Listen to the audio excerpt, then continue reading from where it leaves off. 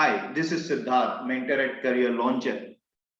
Welcome to another exercise on reading comprehension. This week, our theme is business. So I picked up a passage on the latest news that Windows or Microsoft is up with.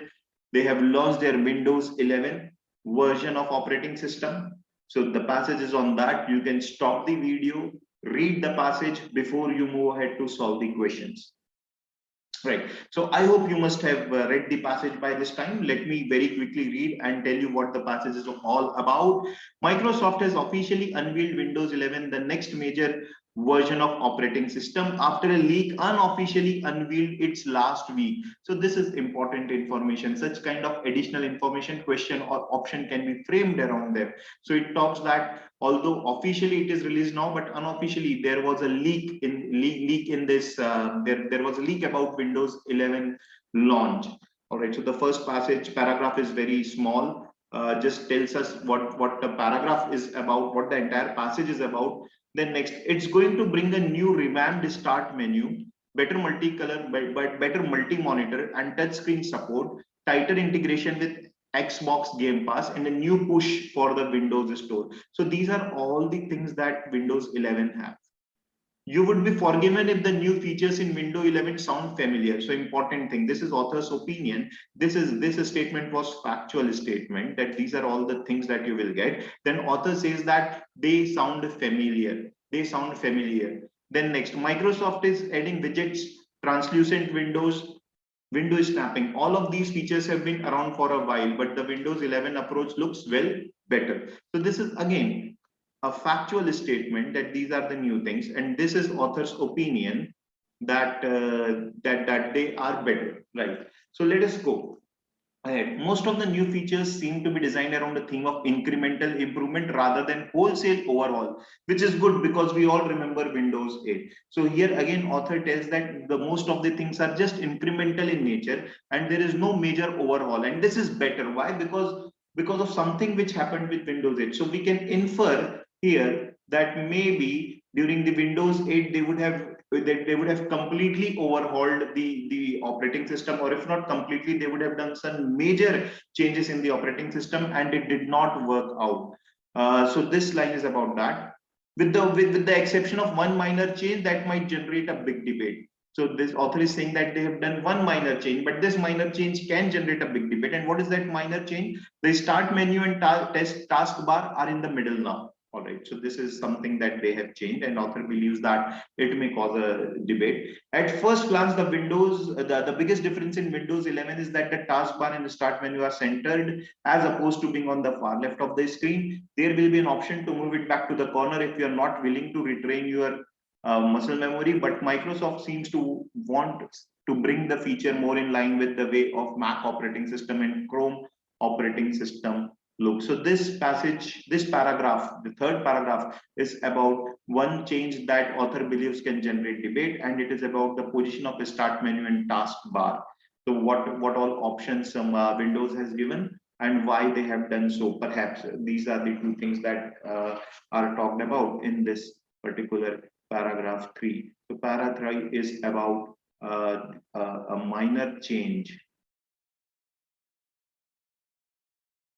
which can cause debate. Then the next, again, this also is about the start menu. The new start menu, which will also appear in the center of the screen, has been reworked to remove live tiles, instead including a set of pen apps and recent documents. A search interface will appear at the top of menu, much like the start menu today will intelligently search for the documents app or, yeah. So again, this passage elaborates more on the features.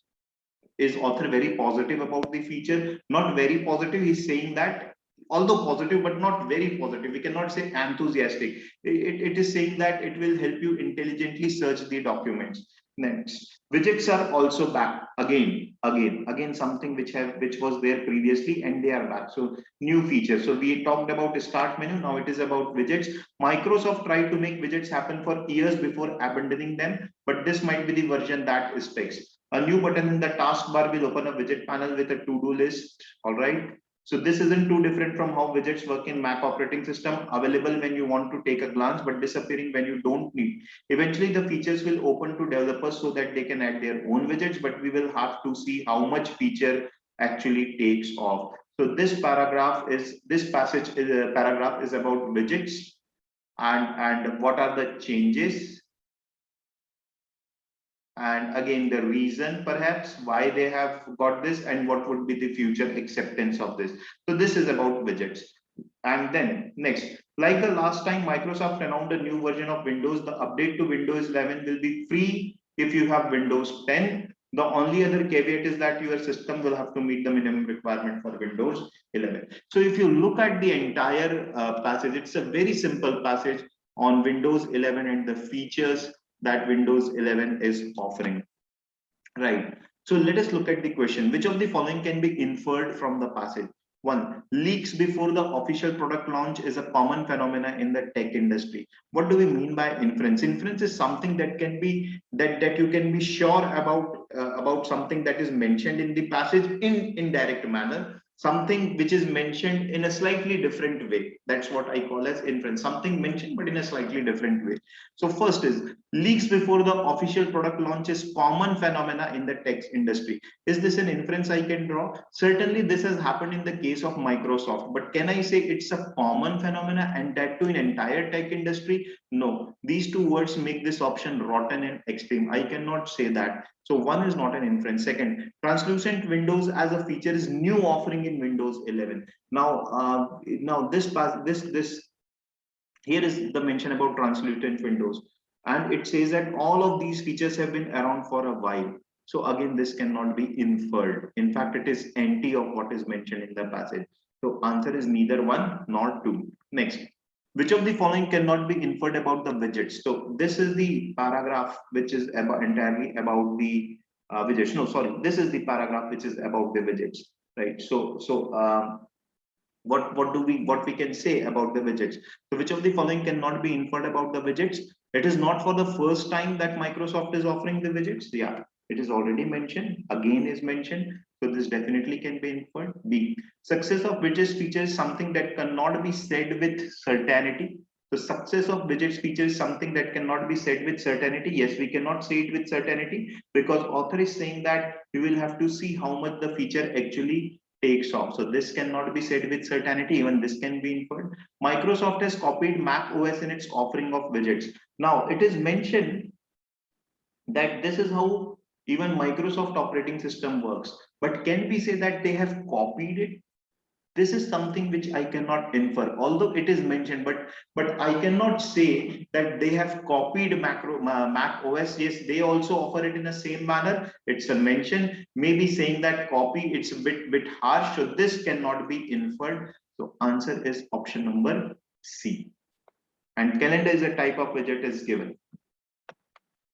Which of the following is an assumption that Microsoft has about the position of the start menu and taskbar in Windows 11? Okay. It might generate a big debate. Right. So it is given here that a minor change that might generate a big debate, but the question is asked from the point of view of Microsoft. The question is asked from the point of view of Microsoft. This is author's opinion.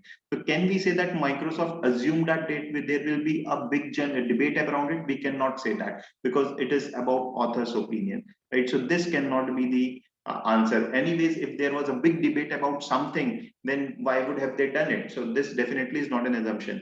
Second, the user may or may not like its new placement. Is this a valid assumption? Let us see. Now Microsoft has given the option so that you can shift the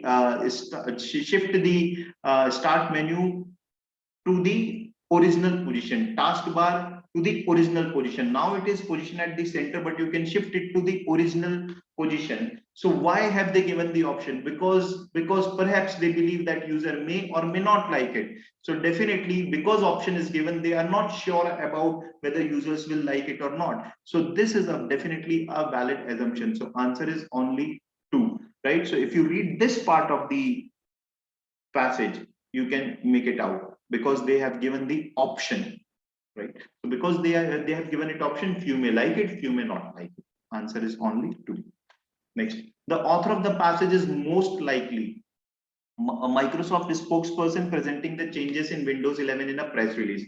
Now, understand, in this passage there are some good things talked about, some bad things talked, not bad, but negative things, I should say, being talked about Microsoft. So definitely a Microsoft spokesperson will not say that it was unveiled unofficially last week, and they will not say, let us remember how we failed in Windows with Windows 11. So Microsoft spokesperson will definitely not speak those things. Plus, in a press release, there is no point of talking things in detail, talking about the features in detail. So press release will be simply that we have come up with this, and this will be available to all our users who have been using Windows 10 for free, and others can buy it, something of that sort. So it will be a sort of overview and not detailed discussion of features. So this is not the answer. Next is a Windows enthusiast writing a blog on new features of Windows 11. So it looks like a possible choice that someone who is enthusiast of Windows is writing a blog on new features of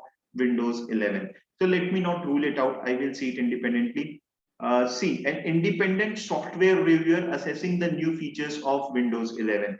Yeah, this looks another good option because now we have talked about an independent software reviewer assessing the new features of Windows 11. So here, of course, assessment of new features is being done, and it looks like a more of a review. Whatever has been mentioned, it looks more like a review because in the passage, both positives and negatives have been talked about. So this definitely again looks like a good option. Let us look at D. A software design engineer analyzing the changes in Windows 11. A software design engineer.